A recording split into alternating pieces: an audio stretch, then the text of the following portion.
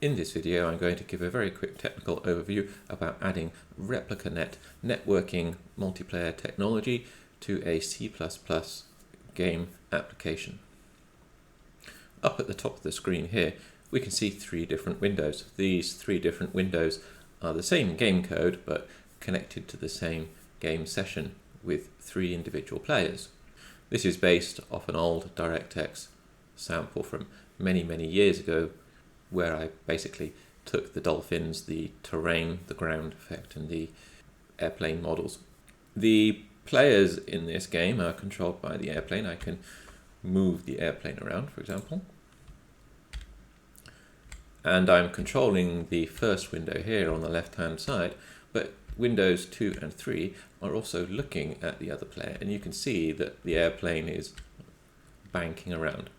I can also move the airplane around with some velocity, and I can fly around, and I can also shoot projectiles. Now these projectiles don't hurt the other airplanes, but they do hurt they do have collision with the dolphin objects.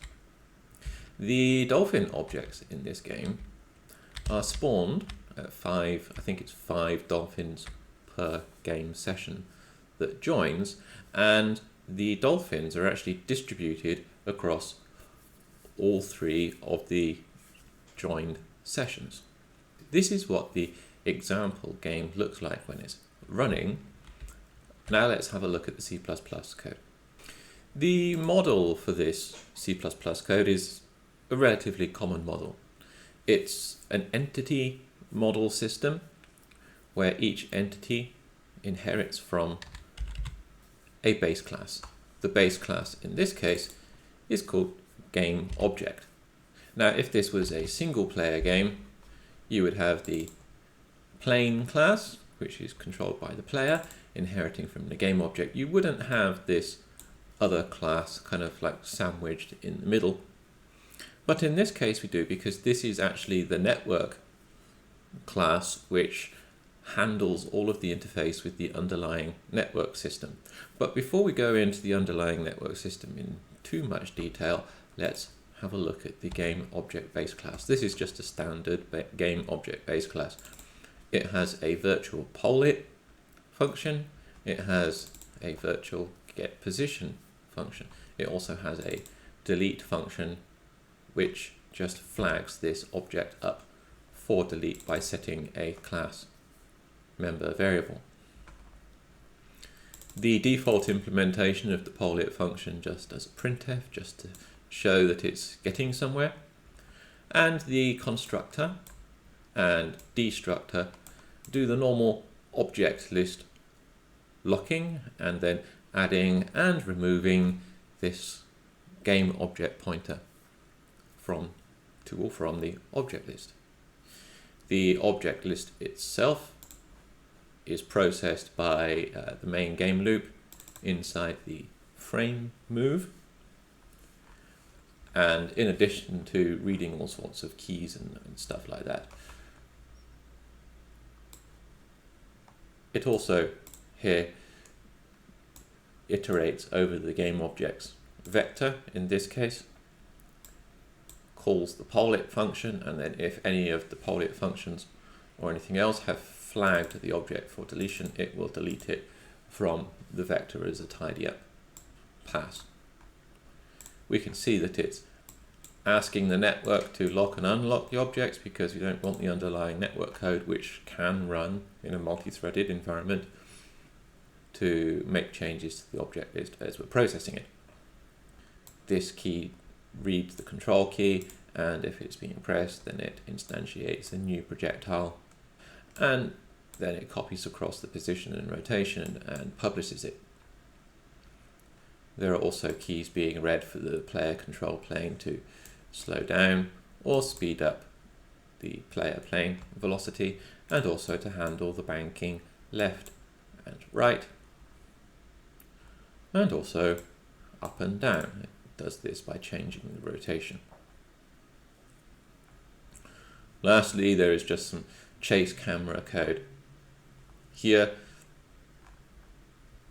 which calculates a good viewing matrix for the 3D view that we want to have a look at based on the camera object. Now, the enemy object definition here, because it inherits from game object but also inherits from this replica network object, it implements get position, set position. It also expresses the intention to implement the polit and the render functions as you would normally expect, and set and get and set position, get rotation, set rotation, get the usual getters for speed and stuff like that.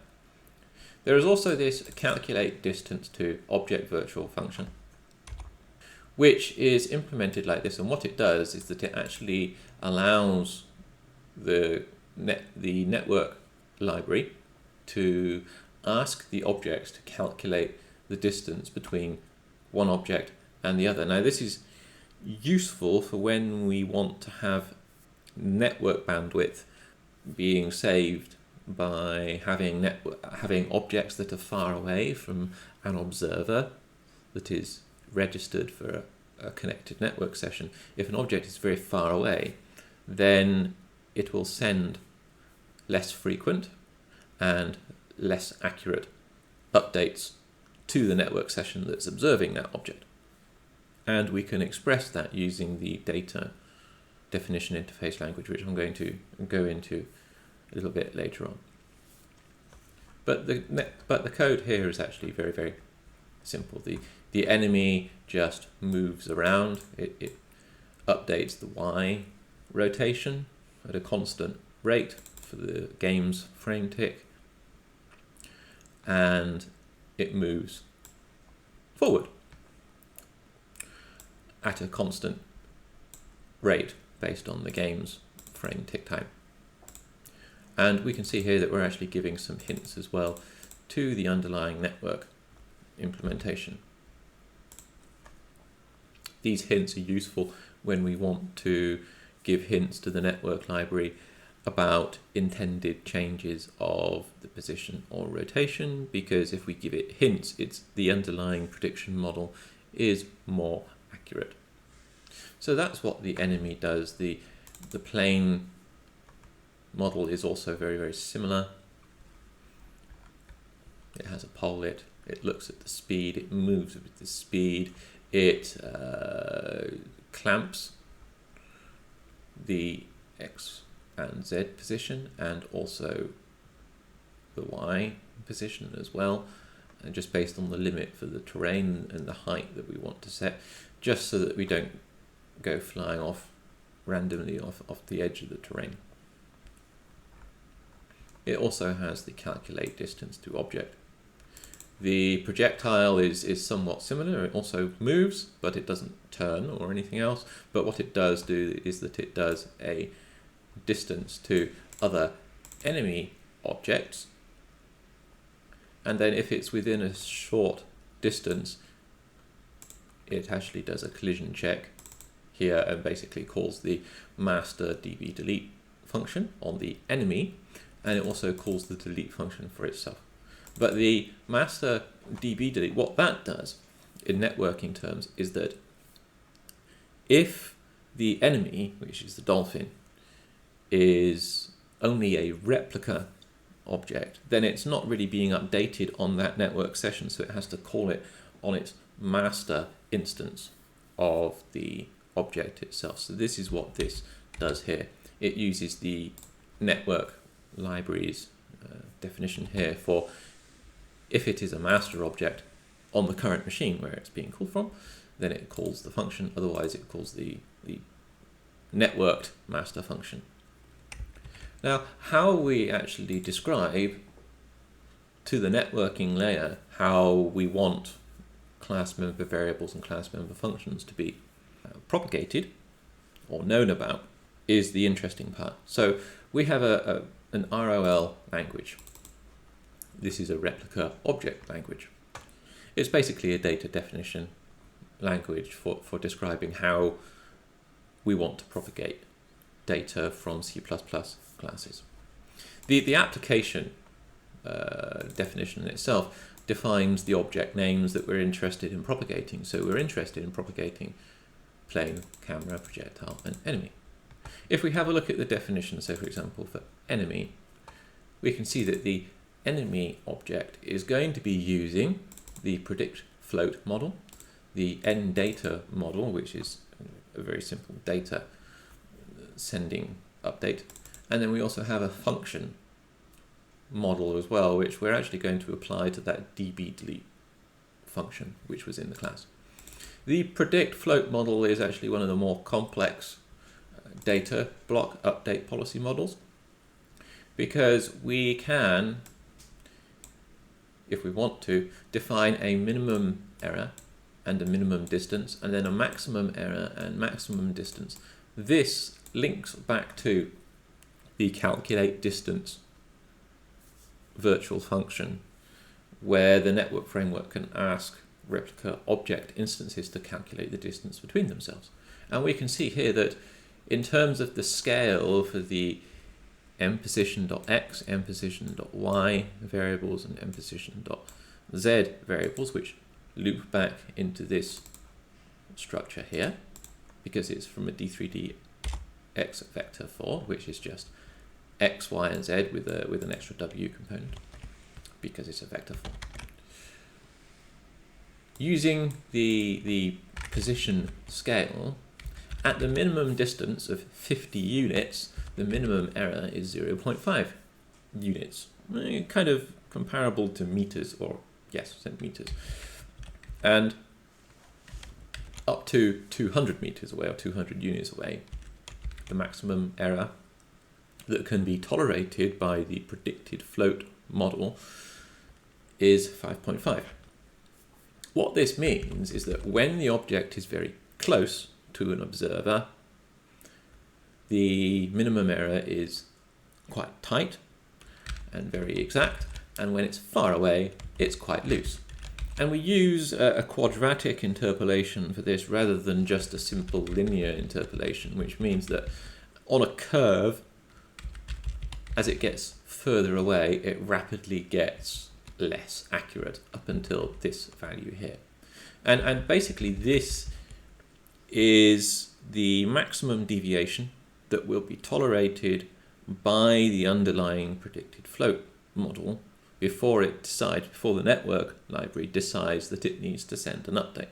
Now, because the updates are not tagged with any kind of guaranteed ordering or guaranteed delivery, they are just using underlying UDP packets which are unreliable and unordered. So what we can do is that we can tell the networking library that we intend to send a maximum of 3 updates. After it's calculated it needs to send an update, we can indicate to the networking library that we want to send a maximum of 3 updates following that update, with a minimum time of 0.3 seconds, just to try and really ensure that at least one of the updates is going to be received by the network session that needs it.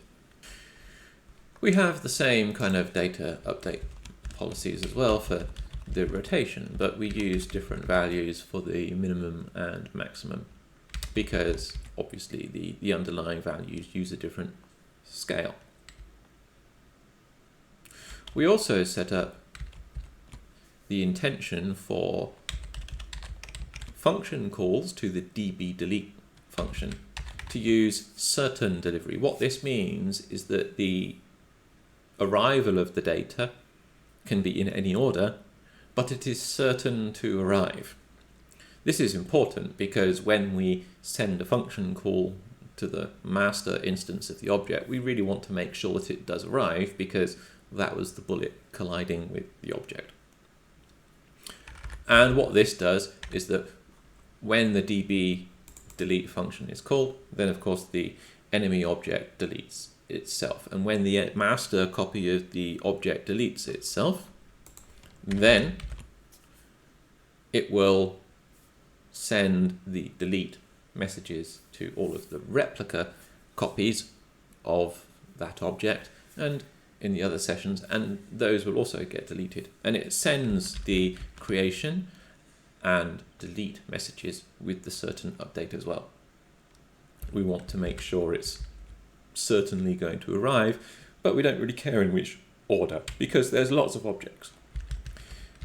The approve fault and approve migration definitions here are a way that we can flag the object as automatically approving a fault condition and automatically approving the migration. So if it notices that it's in a session which has a fault, which has, say, disconnected from the main network session, then it will approve the migration for this object. What this means is that if one of the connected players that has one of the Dolphin enemy objects being processed on that instance, it means that it will automatically migrate to one of the other session instances that is still active in the network game. This kind of automatic object migration is a very powerful feature of this networking library. And that's a very quick technical rundown of the networking library and how we can interface the networking library with a standard model of a C++ entity model system.